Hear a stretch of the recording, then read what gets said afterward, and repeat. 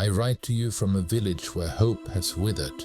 The streets are draped in mourning, the doors sealed shut. This is no life but a chronicle of demise.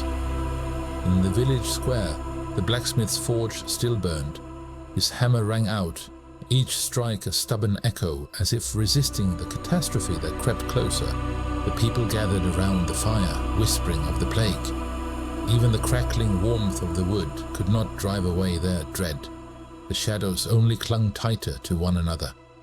Soldiers patrolled the streets, yet their eyes betrayed unease. But silence of the bells hung over the village like a shroud. That night I withdrew to my chamber. On the first page of my journal I wrote, "Fever and cough have seized the village." The ink trembled, as if even the words themselves struggled to keep pace within these dark days. On my desk, the medicine bottle stood empty.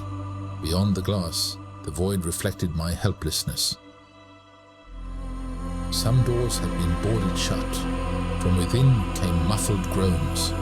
The villagers tried to hide death, but but the walls could not contain the whispers. In the dark there was but one light, a woman carrying a lantern, moving through the narrow alleys. Each step echoed against stone walls, turning the silence into something even more terrifying. I wrote again. Symptoms spread swiftly, no cure in sight. Day after day, the same sufferings, the same deaths. The pages grew heavier. Every line felt carved into a tombstone. My hand shook upon the pen. From my lips escaped a question. Has God abandoned us? No answer came. Silence itself felt like the only reply, carrying the echo of despair. In the empty market, the bells tolled. Their sound spread over the village like a heavy shadow. The murmur of crowds was gone. Only the metallic echo of loss remained. Through the window I saw the blacksmith. He still swung his hammer, though no one watched. The sound filled not the village, but the hollow rhythm of fear echoing through stone streets. I wrote, every house holds the sick. With each passing day, the journal weighed more. Each line turned into a farewell. Words hardened into death notice. The woman with the lantern moved on through the streets. She tried doors, but silence met her every time. The people had imprisoned themselves. Fear had become the village's heaviest chain. A soldier patrolled. I counted his steps. Then the street fell still, as if the village's heart had stopped. I drank from the cup on my desk, then returned to the page. Today I lost a young patient. Neither bloodletting nor herbs could save him. Perhaps centuries from now, a cure will be found. I watched soldiers gather in the square. Shields in hand, they prepared for an enemy unseen. As these thoughts consumed me, I saw her again. She lifted her lantern, testing doors. That she dared remain in the streets, despite the terror, struck me as a strange kind of courage. Beneath my mask, my breath grew heavy. Perhaps the sickness would claim me too. Yet without the mask, I dared not approach another soul. At night I did not open the journal. I was only lost in thoughts. We do not know the root of this plague. Perhaps centuries from now, it will be comprehensible. Today, news came of a woman giving birth. Her husband had died of the plague. I had written down hundreds of losses, but this sight silenced me. For the first time, my pen refused to move. She pressed the infant to her chest. That small cry was proof that life still struggled to resist. Yet death still ruled the room. The image burned into me. Tomorrow will bring new losses in other homes. This mother and child may endure or vanish. All I can do is bear witness. From my window I looked upon the village. The chimneys were cold, the streets deserted. The square, once full of voices, was now a grave of silence. The plague had stolen the village's very soul. The patient I was called to today died before I could arrive. His family looked to me, expecting a miracle, but I had none to give. Helplessness weighed upon us all. Still, the blacksmith's forge burned, the hammer struck, though none remained to watch. The sound filled only the empty streets. At dusk I saw the lantern woman again. This time she did not knock at doors, nor did she hurry. For the first time I saw her face. The villagers said she was a writer of renown. That night was different. Instead of knocking, she walked quietly to the center.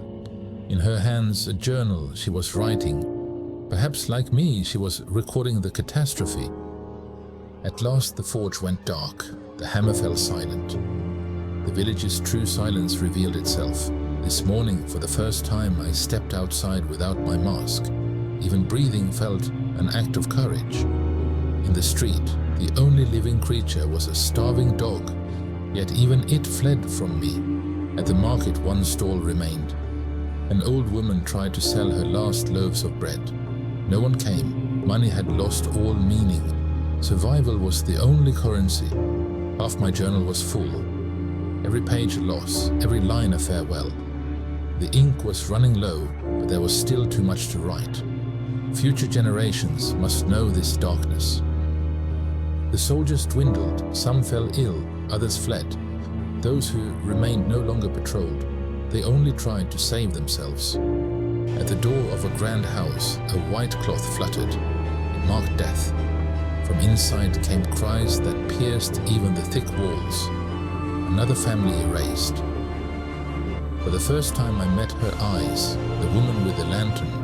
From beneath her mask, her gaze shone. She lowered her head in greeting. I understood then. We fought the same enemy, though by different means. The path to the church was blocked. Stones and rotting beams sealed it away from the world.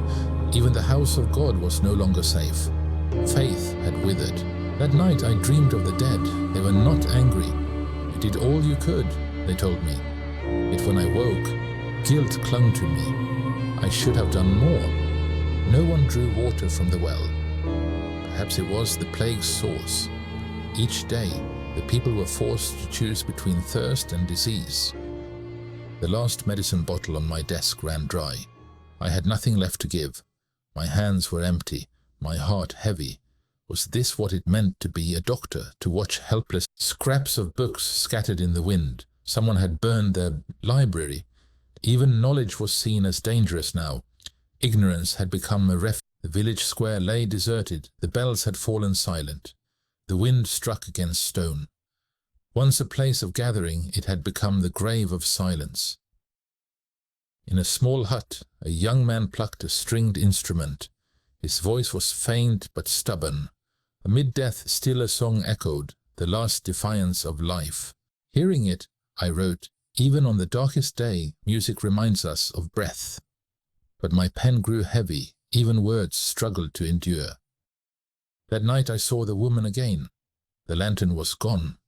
In her hands a thick journal, pages whipped in the wind, spilling her words into the darkness as though writing against silence itself. I heard the last soldier's horse fade into the mist. There was no one left to protect us. The village was abandoned to its own fear. From my window I saw her. She wrote quickly into the thick journal. Then I understood. I was recording the sickness, she, the people. We were two sides of the same story.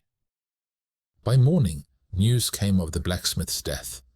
He was found at his forge, hammer in hand. With his last breath, he drove the final nail into the village's coffin. Now there were two journals on my desk. One counted the dead, the other told of the living. I placed them side by side. Neither alone could tell the truth. Only together could the story be whole. At sunrise I wrote the final line. The plague took our village, but not our story. These words will remain, the last gift from the living to the dead.